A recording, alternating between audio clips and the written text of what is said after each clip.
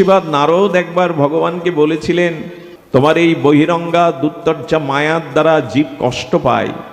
জীব জন্ম মৃত্যু প্রারব্ধ কর্মফল চক্রে জন্ম জন্মান্তর পরিভ্রমণ করতে থাকে এই মরুকান্তর পিপাসাক্তময় সংসারে। প্রভু, তোমার মায়া কেমন আমাকে একটু দেখাতে পারো? ভগবান শ্রীকৃষ্ণ তখন বলেছিলেন, সূর্য অন্ধকার দেখে না, সূর্য কখনো অন্ধকার দেখতে পায় না। তুমি মায়াকে দেখতে চেও না, তুমি মায়া মুক্ত, তুমি দেবর্ষিবাদ নারদ, সর্বদা তুমি ভগবানের নাম রূপ লীলা গুণগানে মত্ত থাকো। বলেন, প্রভু আপনার অচিন্তনীয় মহিমা, আপনি একটু মায়াকে আমাকে দেখিয়ে দিন।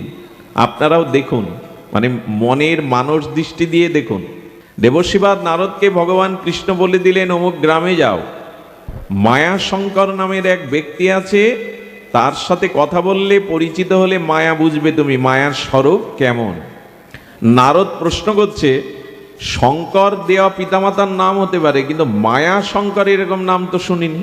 বলেন, এত মায়া তার, আর তুমি তো মায়াকেই দেখতে যাচ্ছ, এই জন্য ওর উপাধি হয়ে গেছে মায়া শঙ্কর। একই গ্রামে দুইজন বিমল ঘোষ আছে, একজন হাড় কৃপণ, কাউকে কিছু দিতে চায় না, আর একজন উদর। ওই গ্রামে এসে যদি প্রশ্ন করেন বিমল ঘোষের বাড়ি কই, তখন অনেকেই বলে কি কৃপণ বিমল খুঁজছেন না উদার বিমল।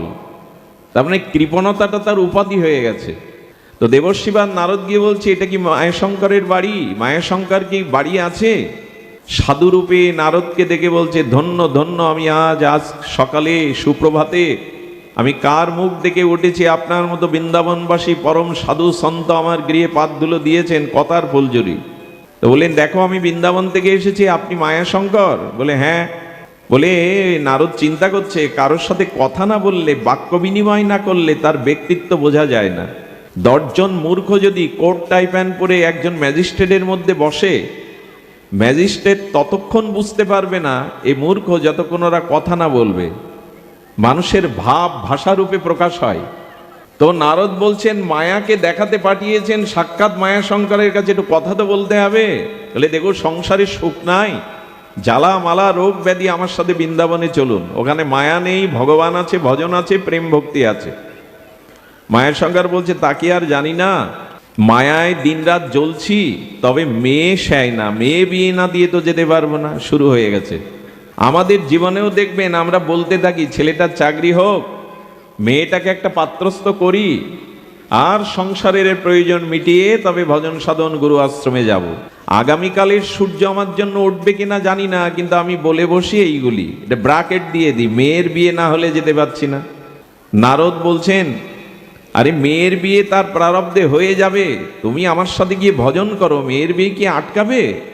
এই মুহূর্তে তার স্ত্রী বাইরে এসে বলছে, দেখুন ওর কাজ আছে, আপনি সাধু ঘুরে ঘুরে বেড়ান, আপনার কাজ নিয়ে আপনি কেটে পড়ুন, ওকে ছেড়ে দিন। আর ইশারা করে মায়াশঙ্কর বলছে, প্রভু চলে যান, মেয়ের বিয়ে হলে আমি আপনার সাথে যাব, চলে যান। ওনার স্ত্রী আর ঝড়ের মতো এসে বলে চলে গেল। নারদ বলছে, এর সাথে সংসার করছেন আপনি? আরে এই মায়ার সাথে সংসারের সুখ নাই, আপনি চলুন তো। বলে, তাড়াতাড়ি কেটে পড়ুন, মেয়ের বিয়ে হোক। 10 বছর পরে নারদ এসেছে, দেখি মায়াশঙ্করের কি হলো। ওই বাড়িতে এসে বলছে, মায়াশঙ্কর আছো? একদম ভাববেন না আমি এত দূরে আপনাদের সভ্য সজ্জন শিক্ষিত মান্যজনের মধ্যে গল্প শোনাচ্ছি।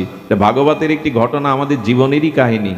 ওই মায়াশঙ্কর কেউ না, আমি, আমার মতো যারা যারা ভজন ভুলে, নিজের উদ্ধার ভুলে, নিজের কল্যাণ ভুলে শুধু এই সংসার মোহে মেতে আছি।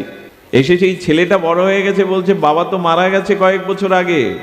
বললো, মারা গেল, ভজন হলো না, তো গতি কি হলো? ধ্যানের দ্বারা নারদ জানতে পারলেন যে ও জন্মেছে একটি নিচু কুলে, আর রাখাল বেশে ছোটবেলা থেকে মহিষ রেখে বেড়াচ্ছে বিলখালে। তো সেই রাখাল বেশে মহিষ চড়ানো বালকের কাছে গিয়ে বলছেন, আমায় চিনতে পারছো? বলে, কে আপনি? আমি তো আপনাকে কখনো দেখিনি। নারদ ওনাকে স্পর্শ করে অচিন্তনীয় শক্তির দ্বারা পূর্বজন্মের স্মৃতি ফিরিয়ে দিলেন। বলে, ও আমি সেই মায়াশঙ্কর, আর আপনি সেই বোঝের সাধু। দেখুন, মেয়ের বিয়ে হয়ে গেছিল, কিন্তু আমি তো মারা গেলাম, ভজন করা হয়নি। বলছে, এই জন্য তো আবার এসছি, এবার চলো, এবার চলো, ব্রজে যাবে। কাচুমাচু করে বললেন, দেখুন মহিষগুলোর প্রতি আমার খুব টান, এদের ছেড়ে আমি থাকতে পারি না, এদের গন্ধ, এদের সান্নিধ্য আমার খুব ভালো লাগে। আর এই মালিক 3 বেলা আমাকে পেট ভরে খেতে দেয়, এদের ছেড়ে, আচ্ছা কিছু কল পরে যাব, নারদ এবার ফিরে ভগবানের দিকে তাকিয়ে বলছে, বলিহারি তোমার মায়া, পূর্বজন্মের স্মৃতি দিলাম, তখনও বলছে মহিষ প্রীতি। আরো কিছু বছর পরে এলেন, আপনাদের ওই রাখালটার কি হলো গো? বলো, বিলখালে বিষাক্ত সর্পঘাতে মারা গেছে। যাক, কিন্তু গতি কি হলো? এই কিন্তু আমাদের গতি। নারদ গিয়ে দেখলেন ধ্যানের দ্বারা কুকুর হয়ে জন্মেছে। আমি হাত জোড় করে অনুরোধ করি মনুষ্য জন্ম পেয়েছি, মনুষ্য বিবেক প্রধান, বুদ্ধি প্রধান, এই মনুষ্য দুর্লভতর দেবদুর্লভতর জন্ম পেয়ে যদি ভজন না করে সংসার করেই কাল কাটিয়ে দেই, নিজের উদ্ধার নিজের কল্যাণ ভগবত ভজন না করে, ভাগবত বলছেন ন ভজন্ত অথপতৌধি, অবশ্যই পতন হবে, নিচকুলে যেতে হবে, পশুকুলে যেতে হবে। জন্মটা কাজে লাগায়নি তো, এই মনুষ্য জন্মটা ভজনের জন্য কিন্তু কাজে লাগায়নি। প্রমোশন না হয়ে ডিমোশন হবেই হবে, নিচে নামতে হবে। কুকুরটাকে গিয়ে শক্তি সঞ্চার করে পূর্বজন্মের স্মৃতি ফিরিয়ে দিয়ে বলছে, আর কত নিচে নামবে, এবার চলো।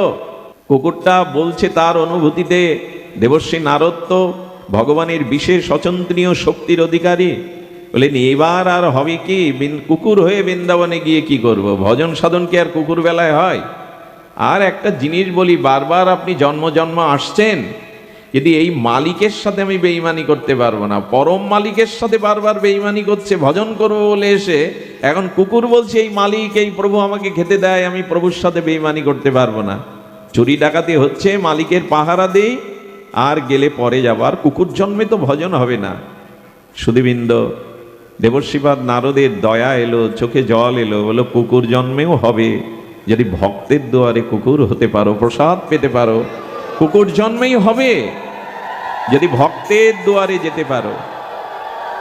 হয় কিন্তু একবার দাও মা, একবার উলোধ্বনি দাও, একবার ভাগবতে একবার দাও। কিরকম হয় জানেন? আমাদের বাবাজি মহারাজ নবদ্বীপ পরিক্রমা করছিলেন। আমাদের বাবাজি মহারাজগণ সংকীর্তন তরঙ্গে নবদ্বীপে কীর্তন করতে করতে দেখছে একটি কুকুর আর ওই সর্বদা পরিক্রমায় কীর্তনের সাথে যায়। বাবাজি যখন হরিকথা বলেন, তখন কুকুরটা দুই পা সামনে দিয়ে কানটা খাড়া করে হরিকথা শোনেন। বাবা তাকে ভক্তমা নাম দিয়েছিলেন। এই ভক্তমাকে বসতে দিত, ও যখন পাঠ হতো কীর্তন হতো বসে বসে কান খাড়া করে শুনতো, মাঝে মাঝে ওর চোখ দিয়ে জল আসতো। পূর্বজন্মে ভজন আছে, কোনো অপরাধে এই জন্মে এসেছে। তো একদিন কি দেখলো জানেন? একদিন হরিকথা শুনতে শুনতে ওইখানে সব ভক্তরা বিদায় নিয়েছে, বাবাজি মহারাজ মাথায় হাত দিয়ে বলতে যাবে, কিরে ভক্তমা তুই ফিরে যাবি না? যেই মাথায় হাত দিয়েছে মাথাটা কাত করে পড়ে গিয়েছে, অর্থাৎ হরিকথা শুনতে শুনতে তার প্রাণ চলে গেছে।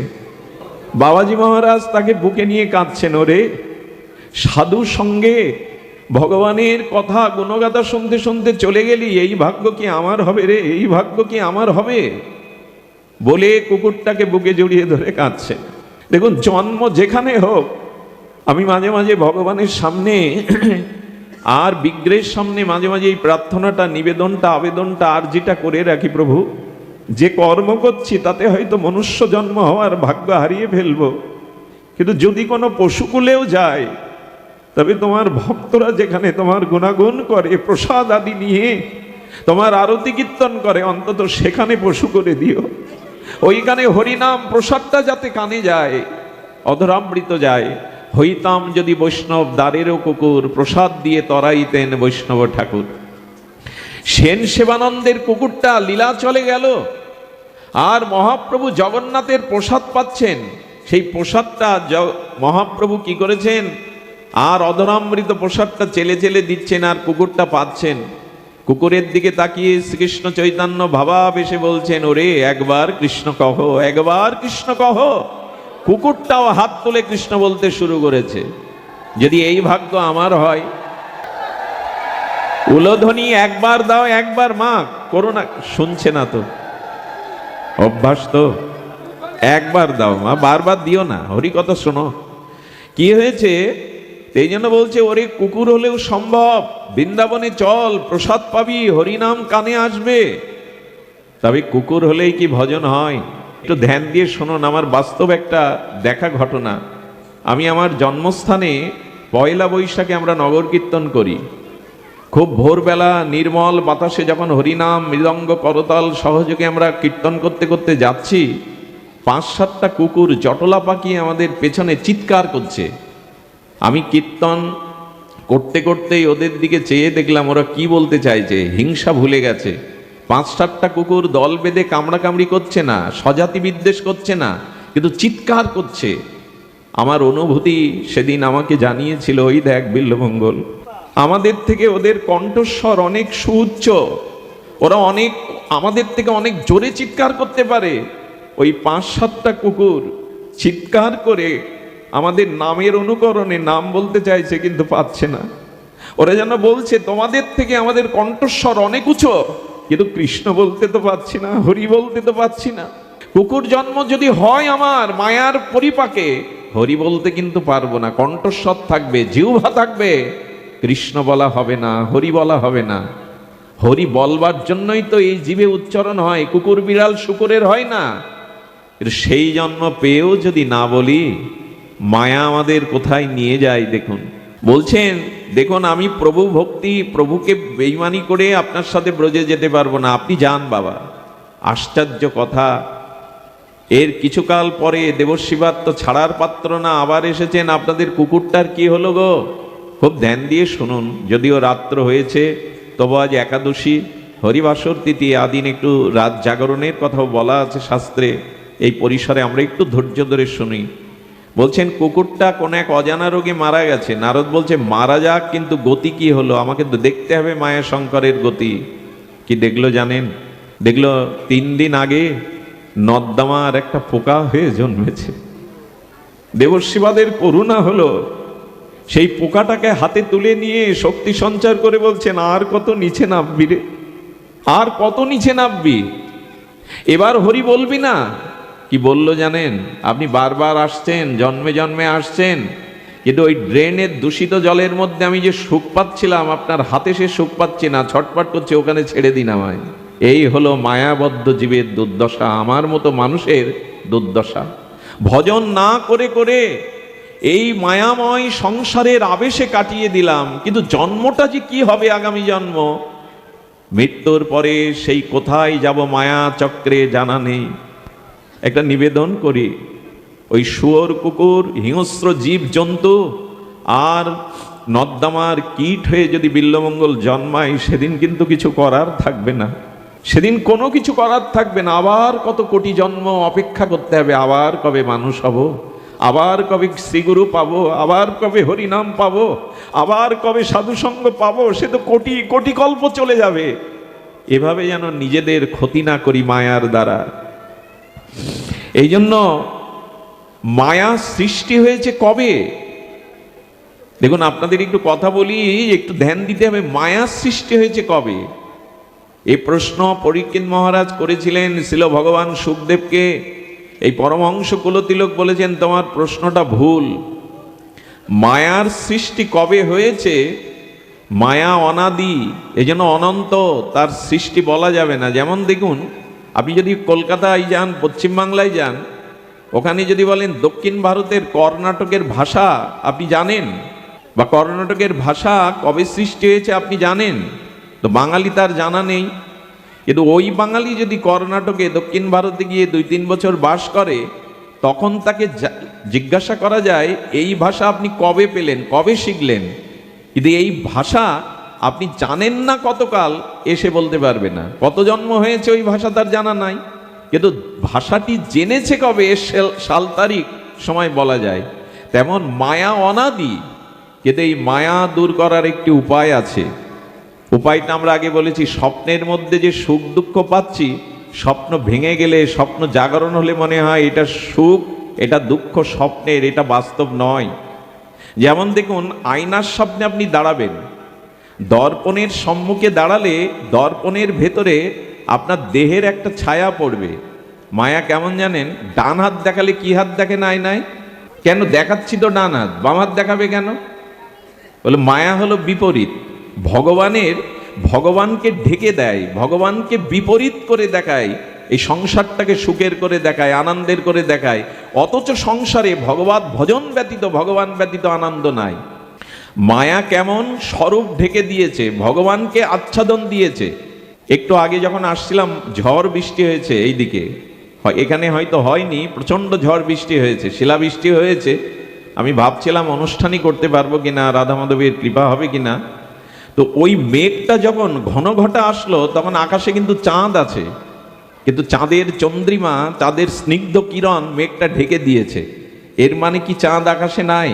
একখণ্ড কালো ঘন মেঘ এসে চন্দ্রের চন্দ্রিমাকে ঢেকে দিয়েছে। তেমন ভগবান আছেন সবখানে, মায়া ওটাকে ঢেকে দিয়েছে। যেমন স্বপ্নের মধ্যে যা দেখছি, স্বপ্ন ভেঙে গেলে তা নাই। আমাদের স্বপ্ন ভাঙবে গুরু কৃপায়, আমাদের এই স্বপ্ন ভাঙবে মহৎ কৃপায়, সাধু সঙ্গ, হরিকথা, ভগবত ভজনের দ্বারা। যেদিন জেগে উঠব আত্মবিস্মৃতির কবল থেকে, আত্মস্মৃতি জেগে উঠবে এই মোহ মায়া কামনা বাসনার ঘুম থেকে, যেদিন শ্রীগুরু মহারাজ কৃপা করে জাগিয়ে দেবেন, সেদিন বুঝবো ভগবান ছাড়া জগতে আনন্দ কেউ নেই, ভগবান ছাড়া আপনও কেউ নেই, ভগবান ছাড়া এ জগতে পরম প্রাপ্তির কিছু নেই। এই জাগরণের জন্যই এখানে এত কষ্ট করে আপনাদের আসা, এই জাগরণের জন্যই গুরু কৃপা, সাধু কৃপা। মায়া ছায়ার মতো, আগেই বলেছি, তাকে দেখা যায় ধরা যায় না, ছায়াকে ধরতে পারবেন না। দেহের যে ধর্ম, ছায়ার সে ধর্ম নয়। আচ্ছা, দর্পণের মধ্যে দেখতেন চুলটা আলুথালু হয়ে গেছে আয়নার মধ্যে, এখন আয়নার মধ্যে চুলটা আলুথালু হয়েছে, আয়নার মধ্যে গিয়ে ঠিক করতে হবে না বাইরে ঠিক করলে ওর মধ্যে ঠিক হবে? চুলটাকে আয়নার মধ্যে গিয়ে পরিপাটি করতে হবে না।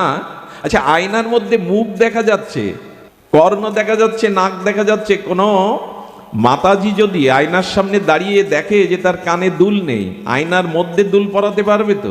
কান দেখা যাচ্ছে আয়নার মধ্যে, বলো সাজাতে যদি হয়, ওর মধ্যে যদি দেখতে হয়, বাইরে যে দাঁড়িয়ে আছে তাকে সাজাও, তাহলে ওর মধ্যে দেখা যাবে। ভগবানকে যদি আনন্দ দিতে পারো ভজনের দ্বারাই, তখন ওই আনন্দটাই তোমার কাছে ফিরে আসবে। তাছাড়া এই মায়ার সংসারে আনন্দ বলে কিছু নেই, মায়ার মধ্যে প্রকৃত সুখ বলে কিছু নেই। যেটা তুমি দেখছো সুখের মতো দেখায়, অথচ সুখ নেই। কেমন সুখের মতো দেখায়? কেমন? আরে এক ভদ্রলোক গলার চেন স্বচ্ছ নদীর কূলে কাপড়ের উপরে রেখে স্নান করতে নেমেছে, একটা পাখি এসে চেনটা নিয়ে উড়িয়ে নিয়ে যাচ্ছে, আর সেই পাখির পেছনে দৌড়াতে দৌড়াতে কতক্ষণ আকাশের দিকে তাকিয়ে দৌড়ানো যায়। হঠাৎ স্বচ্ছ জলে দেখছে হাতটা এখানে পড়ে আছে জলের মধ্যে, তীরের থেকে 1 হাত জলের গভীরে হাতটা দেখতে পাচ্ছে, স্বচ্ছ জল, হাতটা বারবার নিতে যাচ্ছে কিন্তু পাচ্ছে না, জল ওই যে তরঙ্গ হচ্ছে ওখানে দেখতে পাচ্ছে না, আবার জলটা স্থিতি হচ্ছে, আবার হাত দেখা যাচ্ছে, আবার হাত দিচ্ছেন, পাচ্ছে না। আধা ঘন্টা ধরে চেষ্টা করে পাশের এক জ্ঞানী ভদ্রলোক বসে বলছেন, আরে তোমার ভ্রম হচ্ছে, হারটা নদীর ওই কূলে গাছের ডালে বাঁধিয়ে ধুয়ে গেছে পাখিটা, ওখানে তুমি ছায়াটা দেখতে পাচ্ছ, সারা জীবন খুঁজলে ওখানে হার পাবে না, হার উপরে। তেমনি মায়া স্ত্রী পুত্র দেহ রূপ যৌবন অর্থবিত্তের মধ্যে সুখ দেখাচ্ছে, কিন্তু ওটা ছায়ার মতো, ওটা মায়া দেখাচ্ছে সুখের মতো। আসলে ভজনে ছাড়া, ঈশ্বর আরাধনা ছাড়া প্রকৃত সুখ নাই। কবে বুঝবো বলতে পারেন? সুখটা ভজনের মধ্যে আছে, সাধনের মধ্যে আছে। দেখুন, এই জন্য শাস্ত্রে বলছেন যে সব থেকে বড় আমাদের একটি ভুল হলো যে ভজন না করে মায়াতে কাল কাটানো। আমরা সেই মায়ায় বসিত হয়ে, আচ্ছা মায়া কেমন জানেন? নর্তকীর মতো। নর্তকীর সামনে দেখবেন নর্তকী নৃত্য করছে, অনেকেই ওনার দেখা দেখি নাচ শুরু করে। আচ্ছা, নর্তকী বানানটা উল্টালে কি হয়? মায়া নর্তকীর মতো আমাদের নাচাচ্ছে, আমরা মায়ার বন্ধনে আবদ্ধ হয়ে মায়া সুখ দুঃখে জন্ম মৃত্যু চক্রে আমাদের সংসার এই যাত্রা মঞ্চে এক এক রকমের পিতা মাতা ভ্রাতা ভগ্নী এইভাবে নাচাচ্ছে। কিন্তু নর্তকীর বানানটা ঠিক বিপরীত দিক দিয়ে উল্টো করলে কীর্তন হয়, নর্তকী উল্টালে হয় কীর্তন। তেমনি মায়ার নাচনে যারা জন্ম মৃত্যু সুখ দুঃখে নাচছি, এই মায়ার নাচন উল্টে দিয়ে যদি ভগবানের ভজন কীর্তন করি, তখন এটা উল্টে গিয়ে কীর্তন হবে, মায়ার মায়া দেবে না, মায়া মুক্তি হয়ে যাবে। এই জন্য দয়া করে এই ভাগবত কথা ভগবান ব্রহ্মাজিকে বলেছিলেন, ব্রহ্মাজি দেবশ্রীপাদ নারদকে বলেছিলেন, নারদ ব্যাসদেবকে বলেছিলেন, 18,000 শ্লোক দ্বারা কৃষ্ণ দ্বৈপায়ন বেদব্যাস ভগবান বাদারায়ণী এমনি করে এই ভাগবত জগতে প্রকাশ করলেন যে ভাগবতের আলোকে এসো, ভগবত গুণগাথায় এসো, ভগবানের অসমাদ্য মাধুর্যময় নাম রূপ লীলা কথার মধ্যে এসো, মায়া তোমাকে স্পর্শ করবে না। রামকৃষ্ণদেব কথামৃতে খুব ছোট সরল করে একটা কথা বলেছেন, ওরে কাঁঠাল খাবি খানা, কে নিষেধ করেছে? হাতে একটি সরিষার তেল মেখে নে, আটা বেশি জড়াবে না।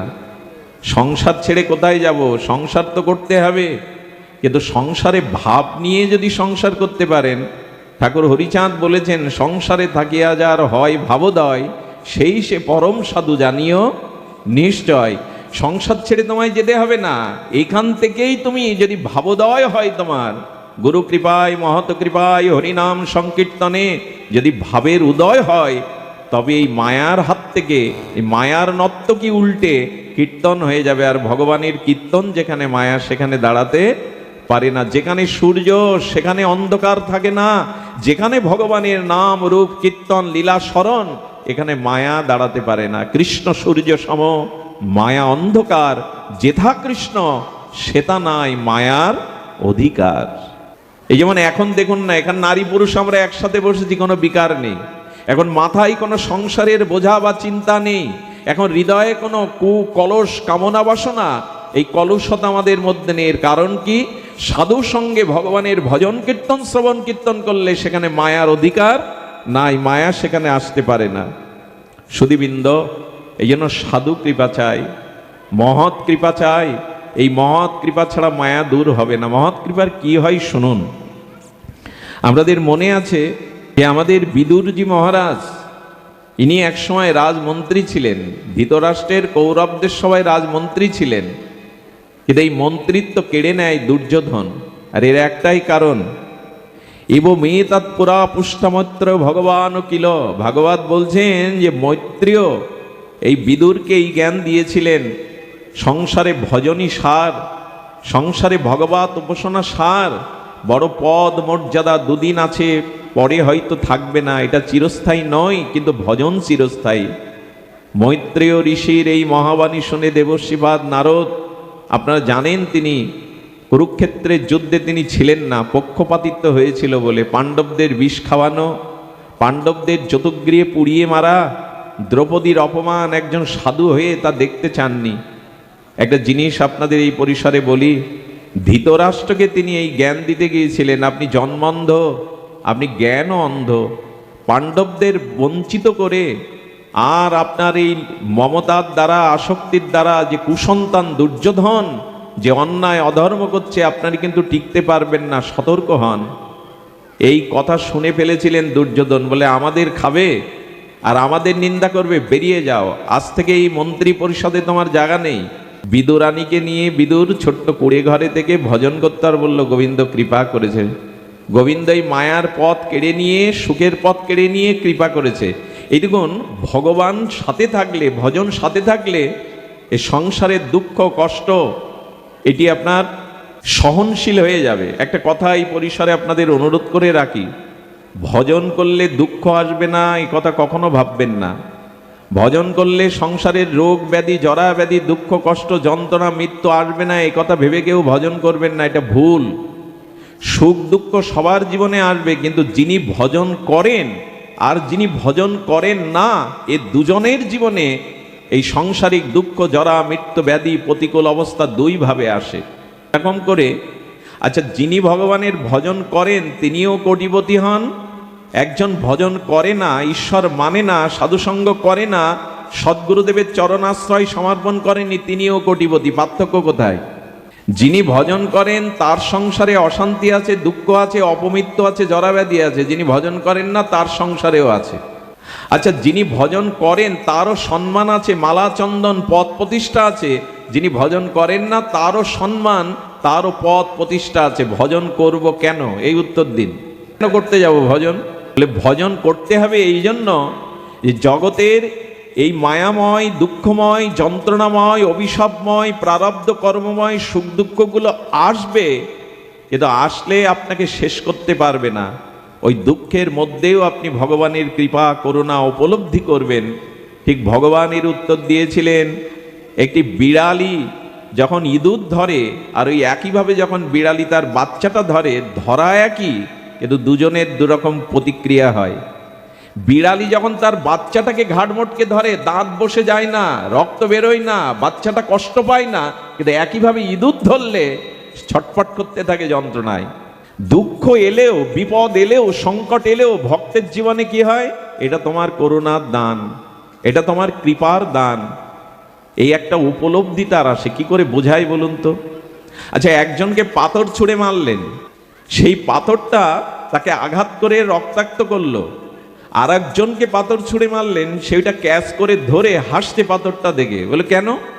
বলে উনি ভাস্কর, উনি পাথর কেটে মূর্তি বানান, ওই পাথরটা ওনার হাতে আসলে ভাবছে এটা কেটে শিব করা যাবে, শিব বিগ্রহ করা যাবে। আচ্ছা, দুইজনকেই তো মারা হলো পাথর, একজন ধরে ওটা শিবলিঙ্গ তৈরি করলো, আর একজন পাথর ক্ষতবিখ্যাত হলো। তা প্রাক্তন কর্মফলে দুঃখ আসবে আমাদের জীবনে, প্রতিকূল রোগশোক আসবে, কিন্তু ভক্ত ভাববে তার মধ্যে এটা তোমার করুণার দান, এটা তোমার কৃপার দান। ওই বিড়ালি যেমন তার বাচ্চাকে ধরে কষ্ট পায় না, ইঁদুর ধরলে প্রাণ চলে যায়। সুধীবৃন্দ, দেখুন একজন হাসপাতালের বেডে রোগ যন্ত্রণায় নানান আকাশ ভেঙে পড়েছে তার মাথায়। ওই সময় যদি গুরুদেব যায়, কোনো সন্ত সাধু যায়, তাকে মাথায় হাত দিয়ে বলে ভেবো না, আরে চিন্তা করছো কেন, ভগবানকে ডাকো, বলে তাকে কিছু হরিকথা শোনাতে থাকে।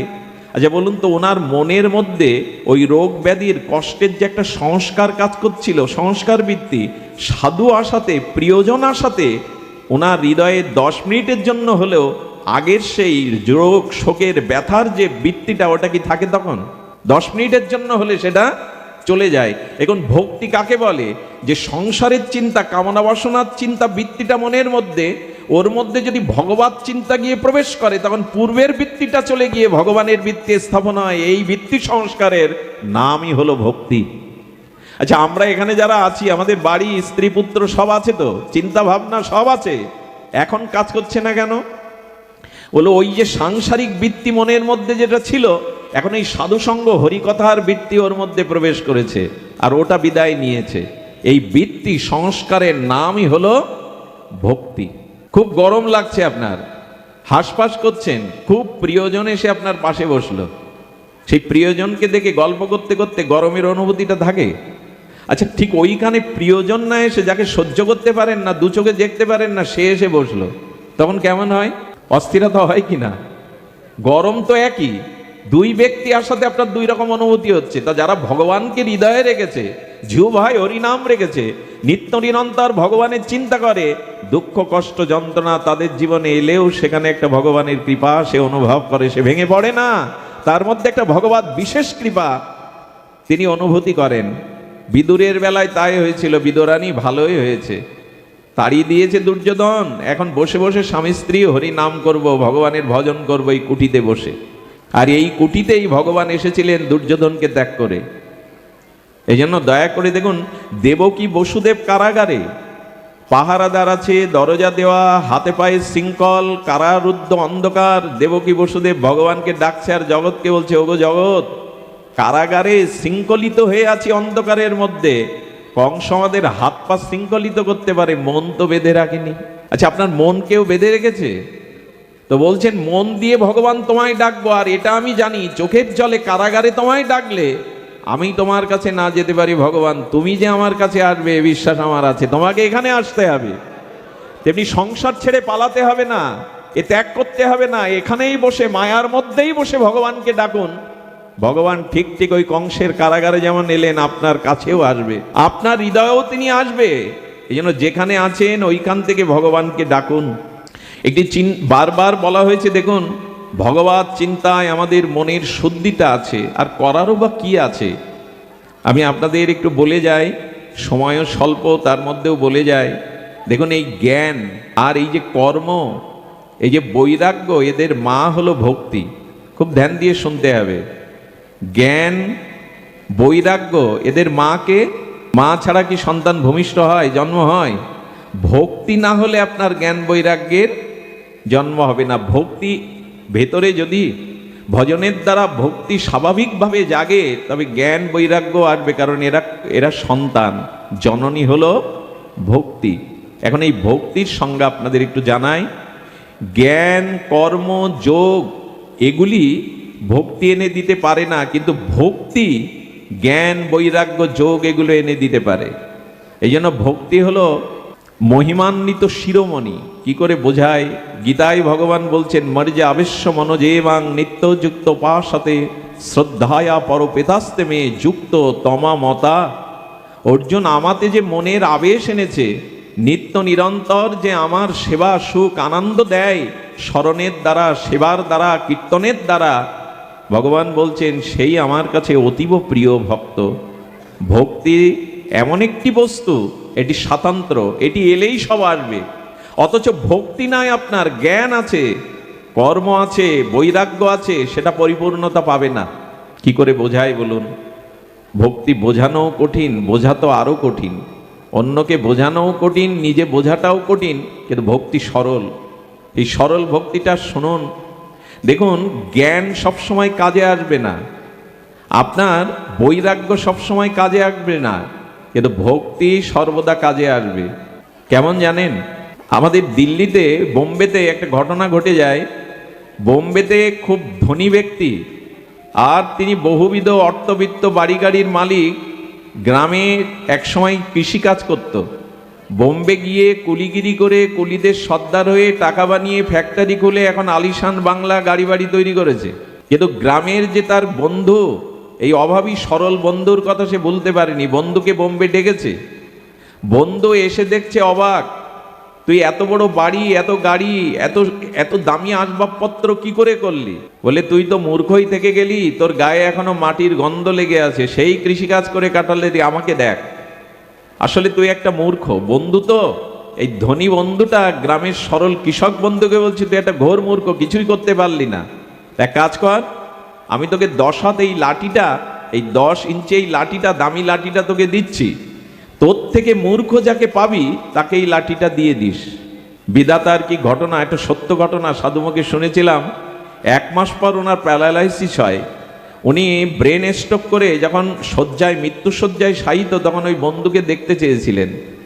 বন্ধু এসে মাথায় হাত দিয়ে বলছে, এতগুলো গাড়ি কিন্তু আজ তো চড়তে পারবি না, 5000 কর্মচারী, ফ্যাক্টরি, তোর এত টাকা, সোনা দানা, সিন্ধুকে ব্যাংকে, আজকে কোনো কাজে আসছে? তখন বলছে, বন্ধু, আমার এত বড় বাড়ি, কিন্তু এই 4 হাত বেড ছাড়া এখন আমাকে ডাক্তার বাড়ি যেতে দেবে না। এত কিছু আমার শক্তি সামর্থ্য, কিন্তু হুইল চেয়ারে বসার ক্ষমতা নাই। আর অনেক টাকা আছে, কিন্তু সে টাকা এখন কোনো কাজে আসছে না। বন্ধু তখন বলছেন, বন্ধু, পৃথিবীতে যা সঞ্চয় করে গেলি তা এখন কাজে আসছে না, কিন্তু মৃত্যুর পর পরকালে কাজে আসবে তো এগুলি। চোখ দিয়ে তখন জল পড়ছে, তাই তো করলামটা কি, যা করেছি তা তো এখনই কাজে লাগছে না, তো মৃত্যুর পরে। তখন ওই লাঠিটা বের করে বলছে, তুই বলেছিলি আমার থেকে মূর্খ যাকে পাবো তাকে এই লাঠিটা দিস, এই লাঠিটা তুই নে। বুকের উপরে রেখে বলছেন, পরকালের জন্য কিছু করলি না, আমার মনে হয় তুই সেরা মূর্খ জগতের, এই লাঠিটা তোরই পাও না, এই লাঠিটা তোরই পাও না। তা আমরা শুধু জগৎ নিয়ে মেতে থাকবো, এই সংসার নিয়ে মেতে থাকবো, পরকালের কোথায় যাব, কি গতি হবে, সেজন্য একটু হরিভজন করব না? এই প্রশ্নটাই তো ভাগবত আপনাদের কাছে রাখছে। মহন্ত সাধুগান তো এই প্রশ্নটাই রাখছে, ওগো, ভজনের যোগ্য জন্ম পেয়েছো, একটু ভজন করো, সাধু সঙ্গ করো, এছাড়া কোনো উদ্ধার নাই। আপনাদের মনে পড়ে, সাধু সঙ্গ ব্যতীত, সাধু কৃপা ব্যতীত, মহৎ কৃপা ব্যতীত কিছুই হবে না। তুলায়াং লবে না পিনা সর্গং না পুনর্ভবং ভগবৎ সঙ্গী সংঘর্ষ মত্ত নাম কিমতা শিষ। রহুগণকে বলেছিলেন, রাজসী ভরত শোনো, স্বর্গের পথ পাওয়া বা মুক্তি পাওয়া, এই পাওয়ার থেকে অনেক বড় পাওয়া যদি ক্ষণকাল ও বিশুদ্ধ ভগবানের অনুরাগী ভক্তের সঙ্গ পাও। যদি ভক্তের সঙ্গ পাও, রসিক মুরারির কথা মনে আছে? রসিক মুরারির কথা শুনুন। এই রসিক মুরারি, তিনি একজন পরম আরাধ্য শ্রীগুরু পাদ পদ্ম, ভজন করতে করতে সিদ্ধপ্রাপ্ত হয়ে গেছেন। একটু ধ্যান দিয়ে শুনুন এই রসিক মুরারির কথা। উনি গেছেন ওনার এক শিষ্যের গৃহে, আর শিষ্যের গৃহে গেলে সেই শিষ্য হলো রাজ কর্মচারী। তো গুরুদেবের সান্নিধ্য, চরণ সেবার জন্য 3 দিন রাজকার্যে যাননি। রাজা ডেকে পাঠিয়েছে 3 দিন পর, প্রয়োজনীয় কাজ, ফাইল পড়ে আছে, তুমি কি নিয়ে মেতে আছো? শরীর অসুস্থ? বললে, অসুস্থ না। কেন আসুনি? রসিক মুরারি পরমাদ্য গুরুদেব বৃন্দাবন থেকে এসেছেন, তার সেবার জন্য আসেনি। বলে ও গুরুপ্রীতি, সাধুপ্রীতি, তা তোমার সাধুকে একটু দেখাও, গুরুদেবকে দেখাও। ইনি ছিলেন তার্কিক, অবিশ্বাসী। বলেন গুরুদেবকে একবার রাজসভায় নিয়ে আসো, আমি দেখতে চাই। খুব ধ্যান দিন এই শব্দের দিকে, ঘটনার দিকে। রসিক মুরারিকে বলছেন আমাদের মহারাজা আপনাকে একটু দেখতে চাইছে। বলি চলো, আর কি করার। রসিক মুরারি আসছে, আর ওনার অভ্যর্থনার জন্য কি করেছে জানেন? এই নাস্তিক রাজা একটা মস্ত হস্তি রেখে দিয়েছে, যাতে ঢুকতে গেলে ওকে কিছুটা উচিত শিক্ষা দেয়। মত্ত হস্তি আর কি করবে? তাকে তাড়াবে, উচিত শিক্ষা দেবে, সুর দিয়ে একটু ঠেলে ফেলে দেবে। অভ্যর্থনার জন্য এই কূটনীতি পরায়ণ রাজা সাধু অপমানের জন্য মস্ত হস্তি রেখে দিয়েছে ওখানে। রসিক মুরারি ভগবানের দিব্য নাম স্মরণ করতে করতে চলেছে। যেই না হাতি তার স্বভাববশত আক্রমণ করতে যাবে, রসিক মুরারি হাত বাড়িয়ে, আমি গল্প শোনাচ্ছি না, ভক্তমাল চরিত্র, হাতির চোখে চোখ রেখে বলছে ওরে এই গজ জন্মে এসেছিস, আর কত অপরাধের কারণে এই পশু জন্ম পেয়েছিস। সামনে গিয়ে বলছেন এই রসিক ভক্ত, রসিক মুরারি অনুভবী ভক্ত, একবার হরি বল না, একবার হরি বল। এদের স্বভাব দেখুন, হাতিকে বলছে একবার হরি বল। কি বলবো আপনাদের, চিলেকোটা থেকে রাজা দেখছে এই কাণ্ড কারখানা। হাতিটার চোখের দিকে তাকিয়ে যখন চোখের জলে এই মহা অনুভব হরি বলেছে, হাতির চোখ দিয়ে, ছোট চোখ তো, গড়গড় করে জল পড়ছে। হাতিটা দুটো পা নিচু করে সুর দিয়ে ওনার চরণ ছুঁয়ে দিল। বললেন আজ হতে আমি তোর কর্ণে হরিনাম দিলাম। নিচু হয়েছে তো কানে ভগবানের দিব্য নাম দিয়ে দিলেন। কি বলবো, ব্রজে রাধাকুণ্ডের তিলক ছিল, সেই তিলকটা হাতির মাথায় দিয়ে দিল। আর নিজের প্রসাদী নাম, ওই সাধু মুখের প্রসাদী নাম, নামের এমন একটি ক্ষমতা, এটা আগুনের মতো। আগুনে জেনে না জেনে হাত দেন পূর্বেই, নাম যেই ভেতরে গেছে হস্তিটার মধ্যেই মহতের কৃপায় সে চরণে ওখানে গড়াগড়ি দিতে শুরু করেছে, ধুলা মাখতে শুরু করেছে। রাজার তো বিস্ময় প্রকাশ করে বললেন কে ইনি? একটা মস্ত হস্তিকে প্রণাম করালো, তার চোখে জল এনে দিল। রাজার চিত্তবৃত্তি পরিবর্তন হলো, ক্ষমা করুন আমাকে, আপনাকে পরীক্ষার জন্য আমি এই দুষ্কর্ম করেছি, আপনি ক্ষমা করুন, নাহলে আমার গতি হবে না। রাজার শিষ্য হয়ে গেলেন। এই গজর কি নাম দিলেন জানেন? গজপতি ভক্ত। দীক্ষা দিলে একটা নামকরণ করতে হয়, সেই নামকরণ বললেন গজপতি ভক্ত। হাতিটা আর রাজসভায় ছিল না, এই গুরুদেবের সাথে সাথে যেখানে পাণ্ডালে হরিকথা হতো, হাতিটা সেই হরিকথা বসে বসে শুনতো। শুনলে অবাক হবেন, জল খাওয়ার ইচ্ছা জাগলে কি কোথায় জল খেত জানেন? আমি আগেই বলেছি, ভক্তমালে দেখে নেবেন রসিক মুরারির এই ঘটনা।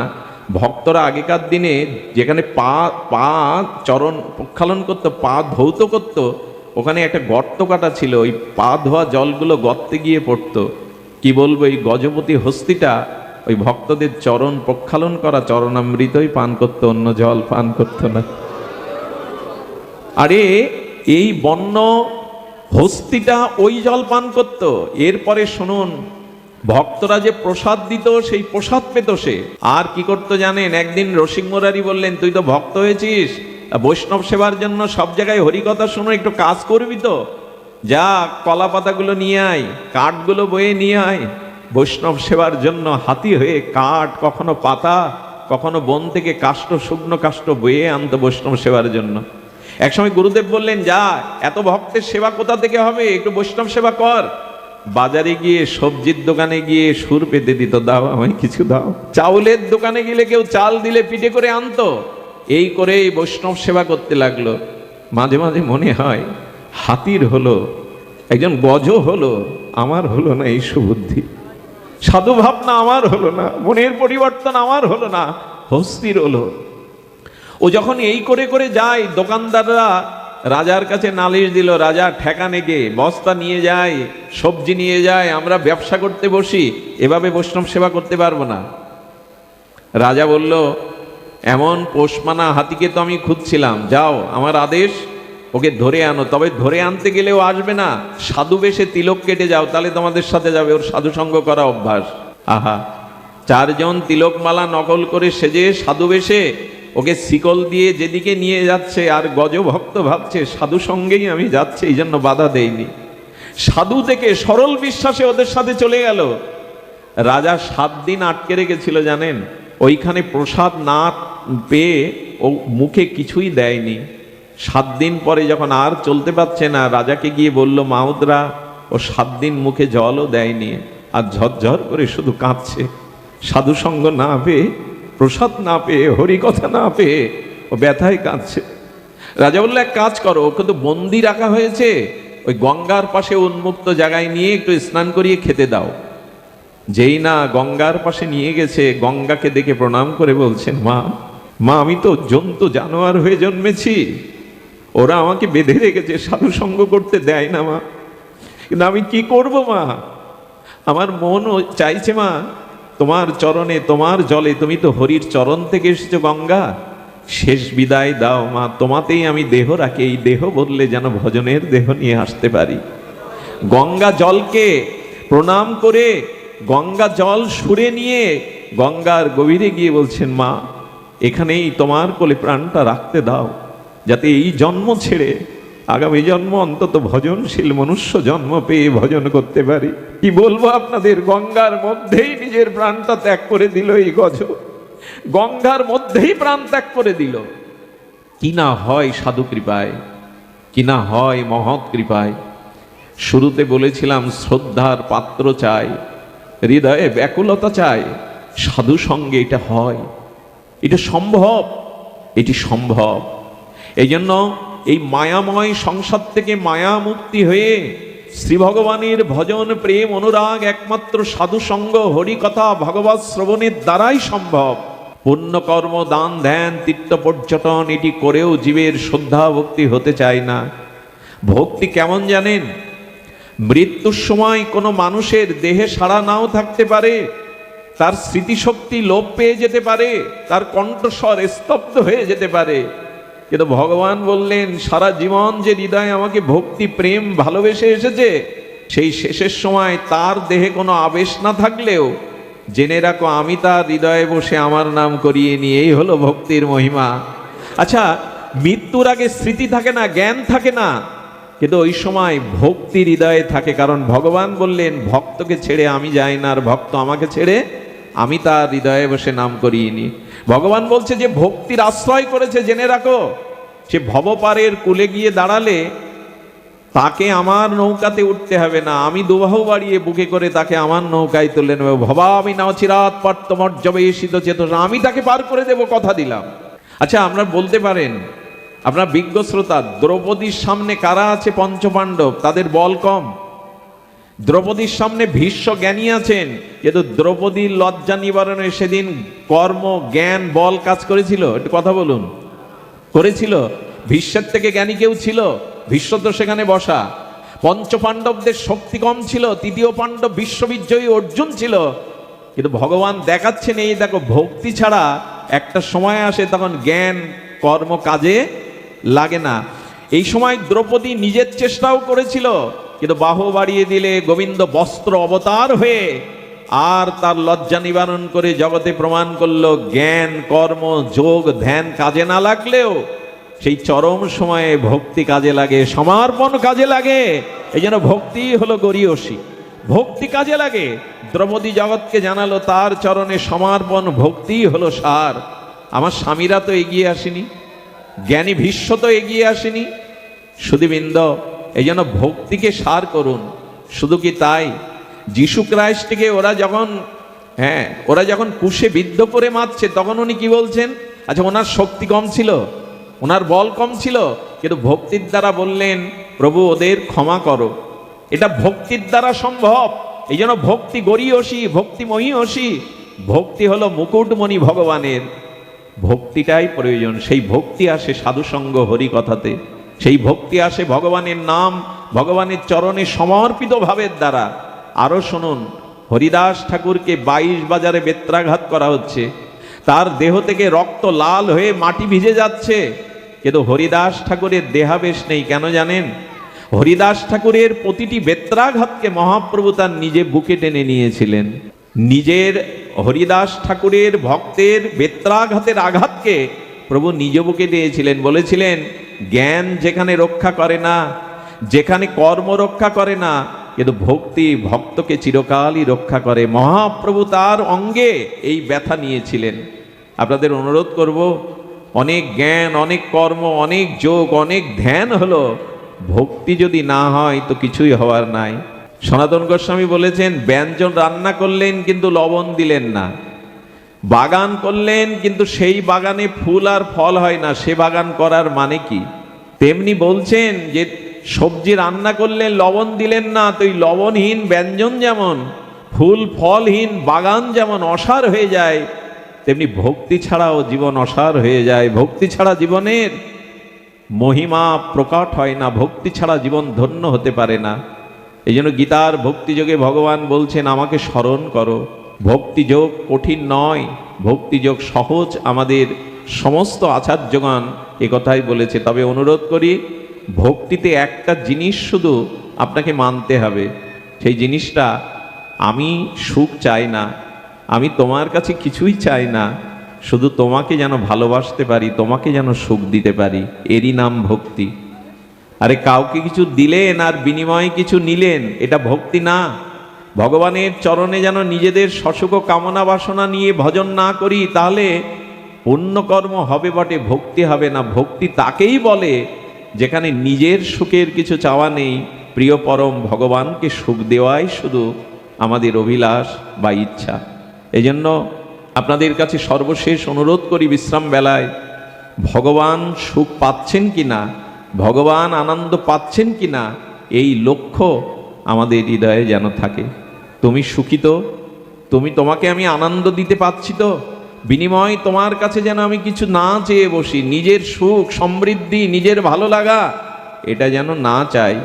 তুমি সুখী হও। ছোট্ট একটি ঘটনা দিয়েই আজকের পাঠ বিশ্রাম করি। এই ছোট্ট ঘটনাটি বড় মার্মিক। অশ্বিনী কুমারের ঘটনা। ইনি কলকাতাতে তখন ব্রহ্মজ্ঞ সবাই উনি শাস্ত্র পাঠ করতেন। আহা, আজকে বেলা 3 ঘটিকায় তারই ব্যাসাসনে বসে পাঠ করার কথা। দুপুর 12টায় তার একমাত্র মেডিকেলে পড়া ছেলেটা সে স্ট্রোক করে মারা গেছে। আর মৃত সন্তানটাকে ঘরের মধ্যে ঢেকে তালা দিয়ে রেখে আর ভক্তদের মহাজনদের আসবার জন্য হাত জোড় করে অভ্যর্থনায় দাঁড়িয়েছে। সাধুগণ মহন্তগণ এলেন। 3টের সময় ব্যাসাসনে বসে তিনি হরিকথা বললেন, ভগবানের কথা বললেন। 4টের সময় সাধুরা যখন চলে যায়, হাত জোড় করে বললেন, আপনাদের একটা কাজ বাকি আছে, আমার সাথে আসুন। তালাটা খুলে আর সাদা কাপড়টা তুলে বললেন, ভগবান আমার কাছে একে কটা বছর রাখতে দিয়েছিল, আজ ভগবান ওকে নিয়ে গেছে, ওকে একটু আশীর্বাদ করে যাবেন না আপনারা? একে কি ব্যাখ্যা করবেন? যারা এসেছিল তারা চোখের জলে বলছেন, মৃত পুত্র ঢেকে রেখে আপনি আমাদের অভ্যর্থনা করে পাঠ করলেন। বললেন, আমার কাছে যিনি রাখতে দিয়েছিলেন, আচ্ছা আপনার কাছে কেউ যদি 12 বছর আগে একটা মুক্তা রাখতে দেয়, 12 বছর পরে যদি চেয়ে নিয়ে নেয়, আপনি বলবেন আমি দেব না? উনি ব্যাখ্যা করছেন, আমার কাছে রাখতে দিয়েছিল পরমাত্মা ভগবান, আবার আর চেয়ে নিয়ে গেছে। আমি হারিয়েছি ওকে, কিন্তু আমি চাই না ভক্তকে হারাতে, ভক্তের চরণ ধুলি হারাতে। আপনারা ওকে আশীর্বাদ করে যান। এই কলকাতায় ঘটে যাওয়া একটি ঘটনা। এরাই ভক্ত, এরাই ভক্তিকে জানে যে আমি আমার সুখের কিছু চাই না, আমি চাই তুমি সুখী হও, ভক্ত সুখী হোক। সুধীবৃন্দ, আমি নিতান্তই আপনাদের অযোগ্য। যে সকল ভক্তবৃন্দ আপনারা এসেছেন, আমি অবাক হয়ে যাচ্ছি। আমি নর্দমার একজন মূর্খ কীট, বিষয়ী কীট।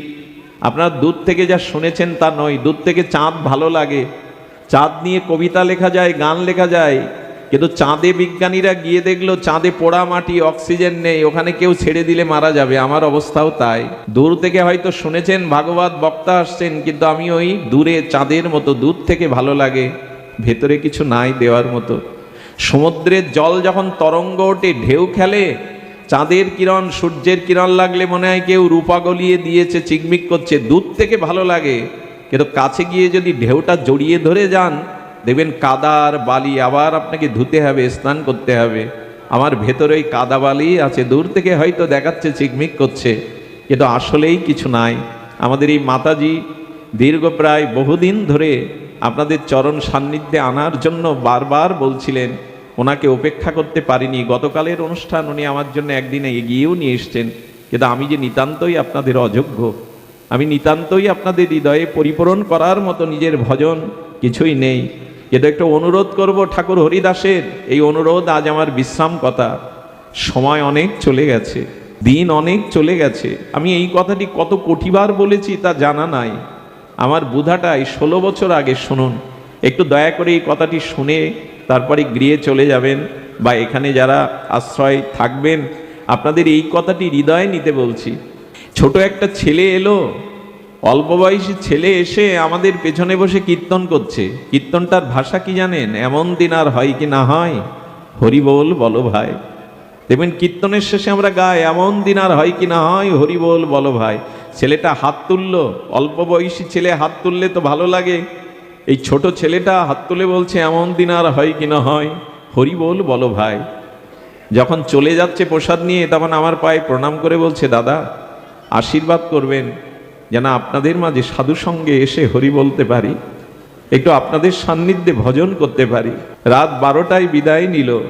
পরের দিন বেলা 9টার সময় আমার মা এসে বলল, জানিস ওই ছেলেটা মারা গেছে জলে ডুবে। সুধীবৃন্দ, আমি ছুটে গিয়ে দেখলাম সদ্য এই ডুবে যাওয়া মৃত ছেলেটিকে তুলসী তলায় শায়িত করা। ওর মুখের দিকে তাকিয়ে আমার মন একটা প্রশ্ন করেছিল, কিরে শশাঙ্ক,